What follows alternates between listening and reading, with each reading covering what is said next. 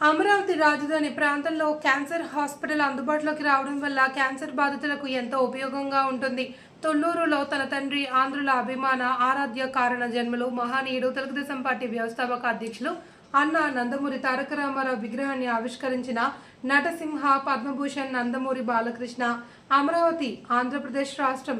ఈరోజు అమరావతిలో Basavatarakam cancer hospital నిర్మాణానికి భూమి పూజ జరిపి అనంతరం ఆయన మాట్లాడుతూ తొలి దశలో 750 కోట్ల రూపాయలతో 500 పడకల సామర్థ్యంతో అత్యాధునిక వైద్య పరికరాల ఏర్పాటుతో ఈ హాస్పిటల్ నిర్మాణం జరగనుంది అని బాలయ్య తెలిపారు.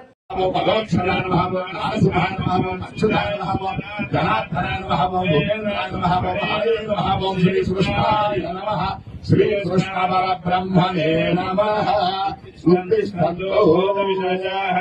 భూమి భారకాయతే